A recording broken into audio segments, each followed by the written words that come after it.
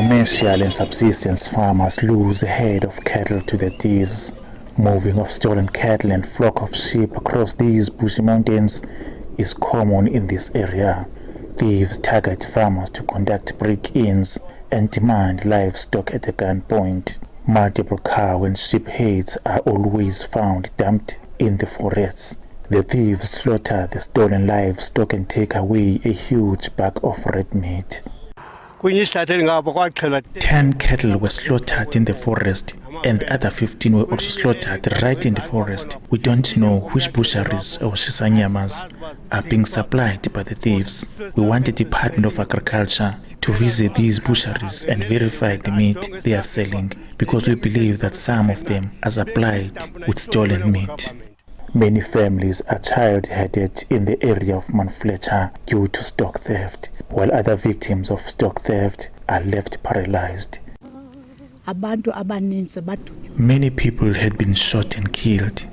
Some have heart attacks because their livestock are taken away from them. They take more than 200 sheep from one farmer, take the cattle. Farmers go around the mountains looking for their livestock, but there will be nothing. The situation is very bad.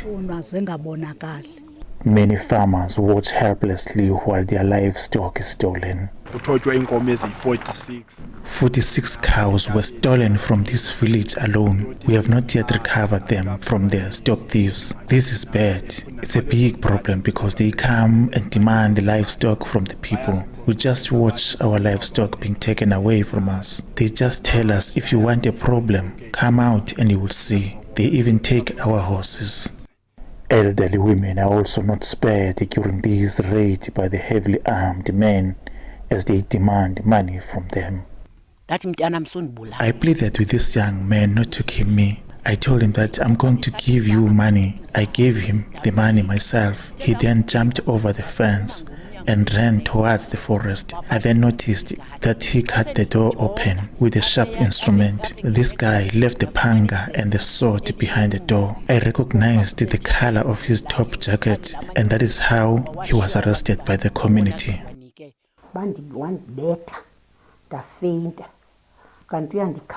One of the 11 men hit me with the back of the gun and I fainted. He grabbed me, demanding guns from my family. They pushed me into the house and searched the room, but they could not get the guns they were looking for. I covered my head with my bare hands because he was beating me with the back of a gun. I'm now using crutches because of this incident. We live in fear in this community.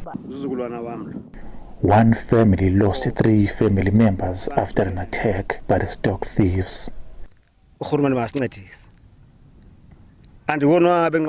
Government must stand up and protect the community from the criminals. I'm still traumatized. I'm not well. My children were killed for nothing. They don't have livestock. They have nothing, but were brutally killed. And we buried all of them here. We are still waiting answers from the law enforcement agencies. The Department of Agriculture in the province says it has devised anti-stock theft measures. It acknowledges that stock theft has a detrimental effect to the growth of the economy. This is a setback to the department because as much as we are supporting, as the department, we're supporting the farmers. Now, if their livestock is stolen, then that means the work that they seek to do, they are suffering and losing out. For instance, those that sell wool from the sheep are suffering because they don't get as much wool as possible as they expected to. These incidents of criminality has prompted political parties and civic organizations to come together and call to an end to stock theft. Stock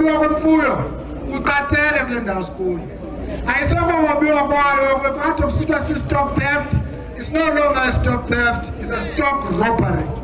Because abantu bayabulawa kapthathwa imfuyo yabo. Ibulala economy yakuthi lo nto mphathiswa.